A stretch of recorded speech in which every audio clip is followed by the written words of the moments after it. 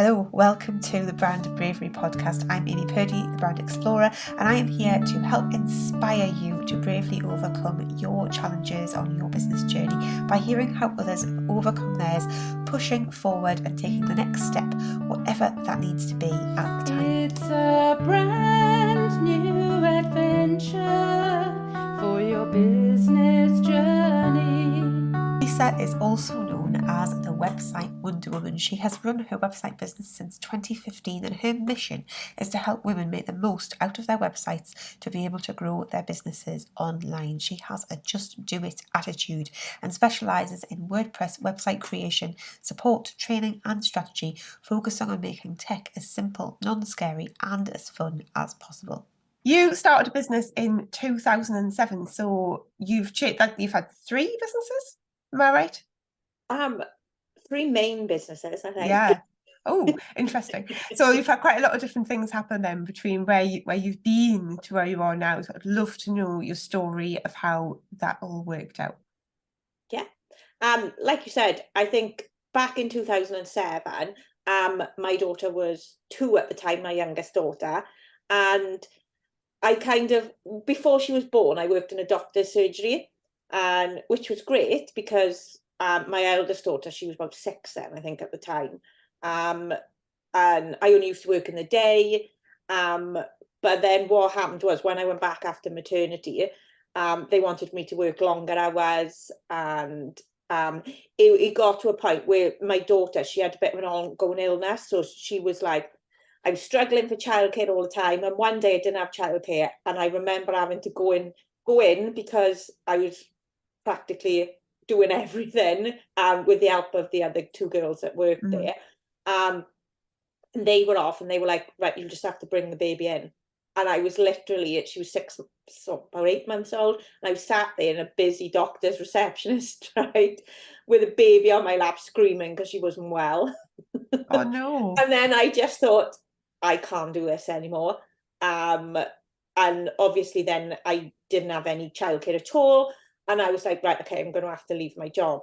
And I looked to do loads of different things. So I tried selling Usborne books, or however you say it. Was a utility warehouse, all these types of things that you can do to try and work from home.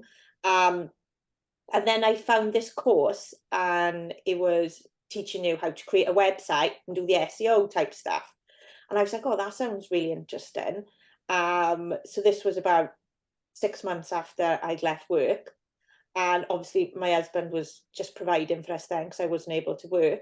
And I'd done this course, and I was just like, what am I going to do a website about? So my eldest daughter had always she'd love parties. So we always used to throw massive parties. And I was like, I'll write about girls' party ideas. That's what I know. So I ran the blog for about 2 years, and my kids' friends used to absolutely love them because we had to throw parties all the time to write the new blog post. Perfect. It started off as just a blog. I started doing like affiliate marketing and things like that on it. I was getting roughly about 40,000 visitors a month globally to this little blog. But I wasn't really monetizing it because I did, you know what it's like, you got a baby at home, all that type of stuff. And she was 2 at the time then. So I was like, oh, when she goes to school now, because they can go to school from 3 in Wales. So I was like, when she goes to school now, I'm going to sort that out. And just before she was going to go to school, my husband got made redundant. And he was like, we both got to apply for jobs. So I actually got a job first with the NHS. And it was only 16 hours a week while the kids were in school. But the blog kind of fell to the wayside, and I weren't earning much from it. It was like affiliate ads were probably about 300 quid a month or something, but it was giving me that extra income, but then I just didn't have time to do it. And a lot of it for me was it was mostly American people. So they were like, oh, do you want to organise my party in New York? I'd love to. Do you want to fly me out? That'd be amazing. So I was like, what can I do around here? Because party planning and stuff like that, back then, it wasn't a massive thing in the UK. I remember my daughter wanted an Hello Kitty party, and I had to have all the stuff imported from America. When they were younger, it just wasn't this massive thing that it is today. And so I thought, right, what can I do? And then I saw which led me to my second business. I saw a advert on something. I don't even know where I saw it, about a franchise for making chocolate wrappers. And I Yeah. looked into it and I thought, oh, this looks really fun. Um, they provided it with all these chocolate wrappers, and I thought that could tie in with the party type stuff, and it could be something I could physically sell.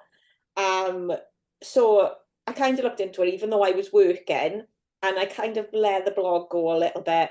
But I was like, oh no, we're going to do chocolates now. And I looked into it, and it was quite a lot of money for the franchise. And I thought, why not do it myself? So I was like, right, okay, I'm just going to do it myself. So I just went out and bought a printer. I researched a lot. There's a massive group in America at the time that provided you with the software to create the wrappers. They give you all the tips what you needed to buy, and there was a UK group. So I joined that, and it was really great because I got all the information I would go from buying a Excellent. franchise. And it was really popular. But then I always remember sat there like a week before Christmas with all these millions of tiny little tree chocolates, personalising them, cutting them all out so for people to hang on their tree. And I probably earned about 800 quid that week, but I was like doing them in my sleep practically because there were so Yeah. many, and there wasn't a big profit margin on them. So I thought, this is great, and I enjoyed doing it. And like I used to go to wedding fairs, we used to do parties. But I was like, this is way too much work for such a small amount of money. Um, so I was still working in the NHS at the time. And what happened then was that I was just, so much was going on in my life that I actually had a bit of a breakdown. It got triggered off after my daughter was bullied in school, and I was off work for 6 months. Um, they diagnosed me with undiagnosed postnatal depression and also with moderate to severe OCD, because I was cleaning my house 6 hours a day because it well into the night, because I just couldn't cope with things, and that was my way of coping. Yeah. Um, After 6 months, they said, right, we're going to stop paying you. You've got to come back to work. And the doctors, for a while, for a couple of weeks, they refused to sign me off because they're like, you're not ready to go back to work. And I'm like, I need to get paid. So I did go back to work, and I had everyone there that was, I thought I was really good friends with, because I didn't have a physical ailment type thing. They couldn't see how I'd struggled. They were like, you're just coming back to work now because you need to get paid. You just had time off for nothing and stuff like that. And I really, really Wow. struggled with that. Um, and then I was upset in work all the time. I felt like I needed to clean, even though I was on medication and stuff at the time. I felt like when people were telling me, oh yeah, you can't go to your kids' sports day, I felt like I was the one that was picked on them because I'd had that time off. Um, and I was like, I don't know if I can work it anymore. It's too hard with the kids. Um, and then one day, because obviously I'd done all the party planning stuff, my friend said to me, oh, her friend wanted to do an event management degree.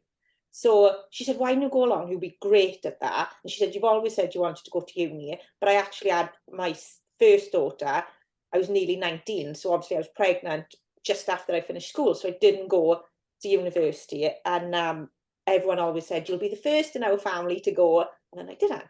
But then I actually was. So Brilliant.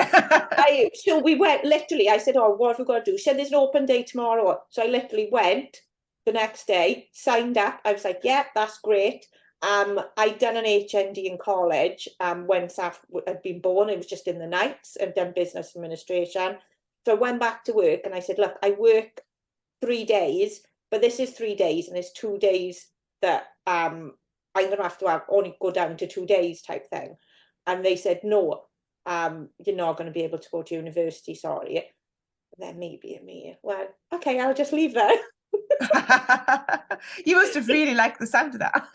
Wasn't happy anyway. And I just think, right, okay, I'm just going to do it. And my husband went absolutely mental. I said, what are we going to do? And I was like, oh, we can get grants and stuff now. Don't worry about it. But do you know what? Because I'd done the business administration before, I was only allowed 2 years of funding.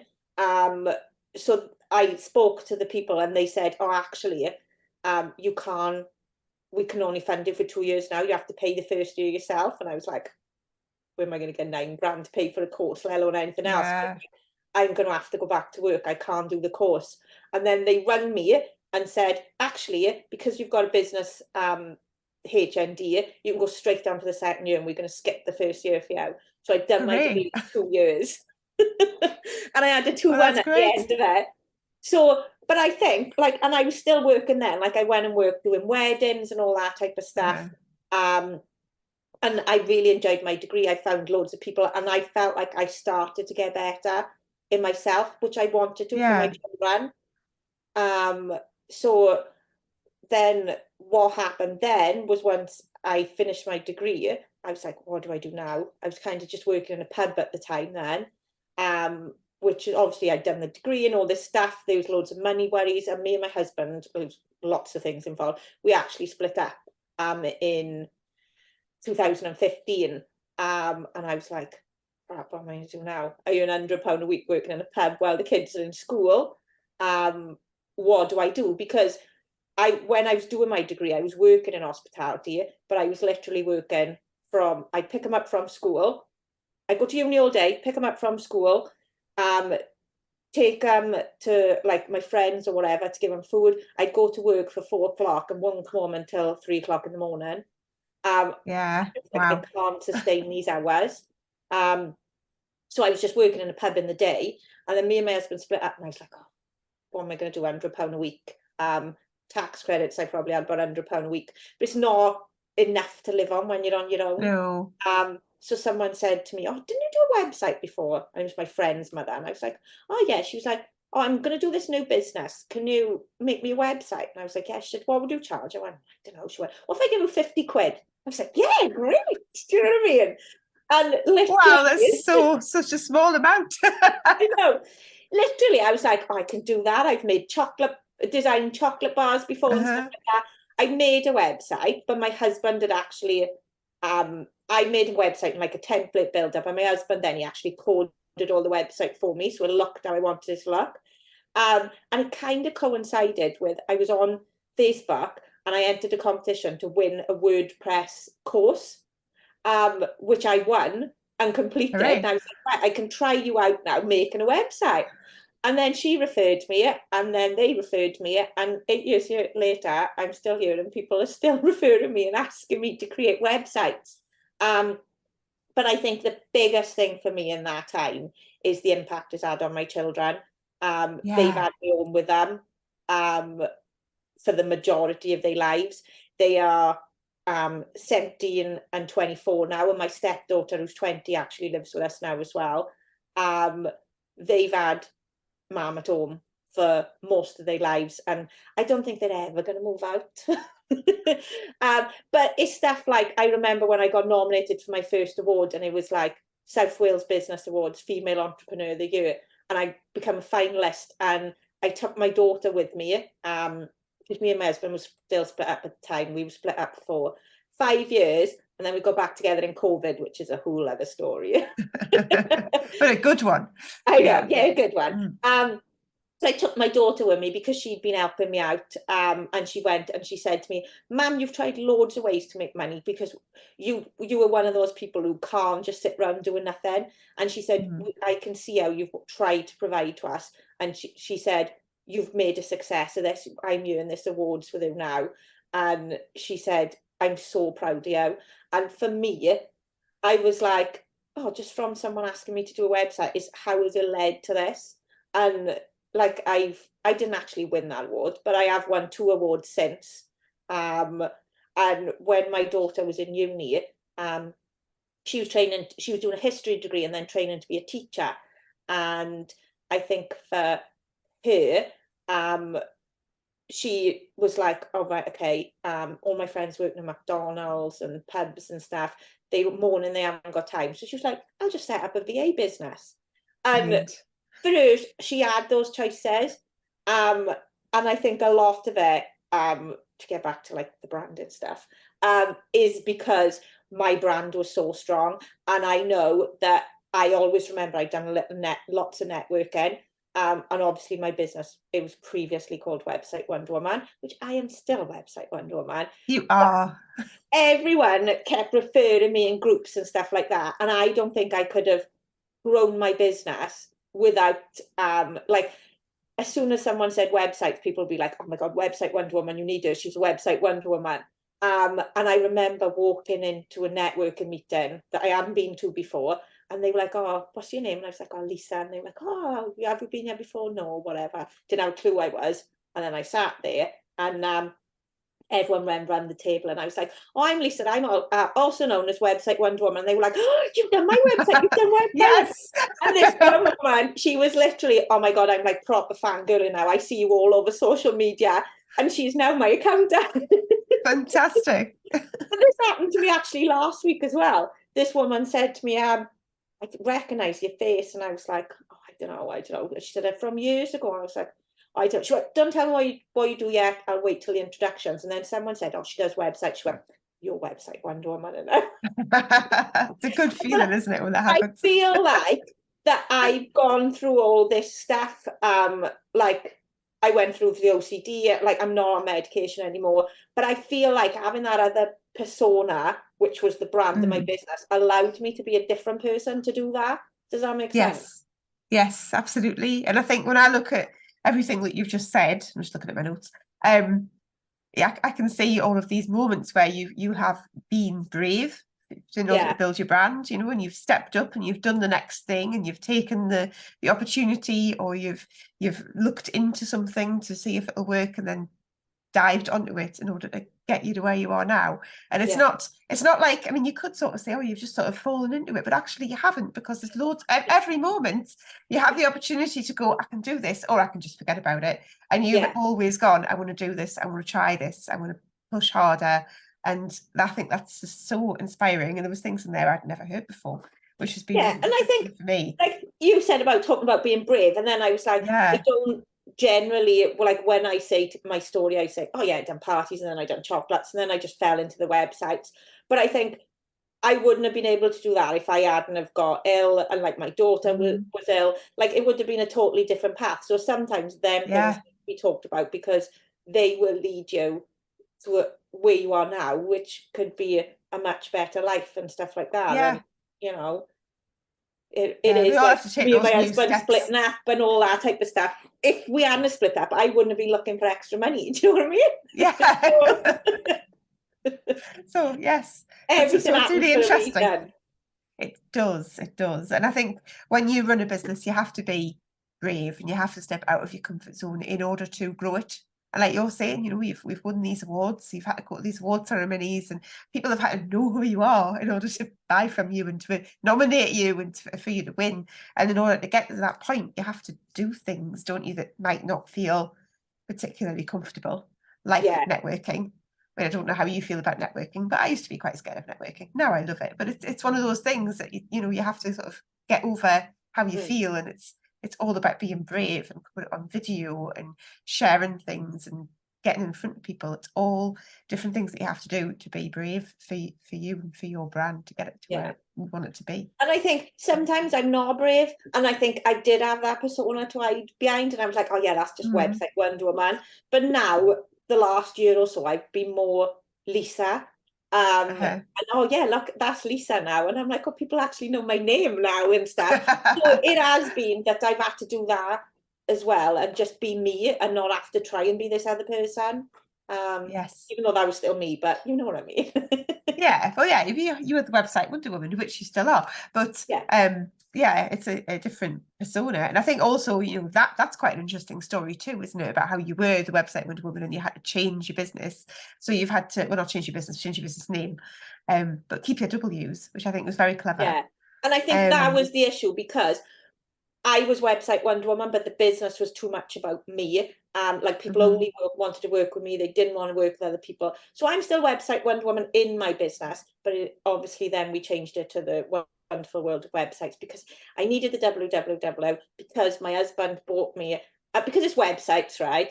And for my Ford, my husband bought me a number plate that says Lisa www on it. So yes, you gotta have it. It's just so perfect. Nothing else was going to work. No. So, yeah, I was hoping that you could share some words of wisdom or some tips or something to help us all step into our own brand bravery and be more successful or create really great websites. So, I think what you got? the biggest thing for me, and I would have never ever have gone even anywhere near what I am, is support. Um, and not just family and friends. Like my mother supports me by liking my Facebook posts and going, "Well done, love." Do you know what I mean? On all my posts and stuff. And Yeah. she kind of knows I run a business, but she doesn't really understand what I am. But doing networking, and finding those people that I now know in business that I can be like, "Oh my God, I've had a really rubbish month this month. I'm going to give up. I can't do it anymore." And they're like, "No, you're not giving up." And I think that is the key to success of any business, especially an online business, because it's kind of lonely if you're just one person on your own. And I'm a very people person. I've worked obviously in events and hospitality for a long time, but people not understanding what I do, and they give their support. But the people who understand what I do give completely different type of support. Um, and I think that is the biggest thing that I could tell anyone, whatever type of business that they're in. Specifically, a tip about websites, I would say, plan what you want first. I'm a rubbish planner and I try and stay away from it, but it saves so much time when you actually It plan does. things. And the amount of people that come to me and say, "Oh, we don't know what they want. We don't know what we want." They do know what they want. They don't know what they know what they don't want. And then we kind of flip that over, which is obviously a lot easier for lots of people. But the amount of people I see on Facebook that say, "I'm not happy with my website," or it's the developer's fault, whatever. And I'm like, "Oh, did you actually give them a brief what you wanted?" And they're like, Yeah. "I just told them to do something." And I'm like, "Well," but I It's get not going to people work. really involved. I think it's important to be really involved. I mean, like what you said just there about knowing what you don't want and flipping it to help Yeah, find you what you do want. That seems like a really good idea to make that work. Yeah. And I think support is critical. Obviously, we know each other because we are both in the same support thing. I yeah. don't know. We'll call it a container for want of a better word, which has definitely been very helpful for me. And I can tell it's obviously been very helpful for you because we've both been in it for so long. So that's brilliant. Thank you very much. I found this really interesting. Where do people go to find out more about you? I have a website, obviously. Of It course. is wonderfulworldofwebsites.com, and like my contact details and everything and what I do is obviously all on the website. Yeah, and it'll be in the show notes as well, so people can go and check you out on there, and then you can make wonderful websites for them. Yes. That'd be great. Okay, thank you very much, Lisa. No problem. Thank you for listening to the Brand Bravery podcast. Check out the show notes for all the links and information you need, including links to my social media and my website, so you can let me know what you thought of this episode. Please share with anyone else who you think would enjoy this. Subscribe if you haven't already, and I'll see you in the next episode.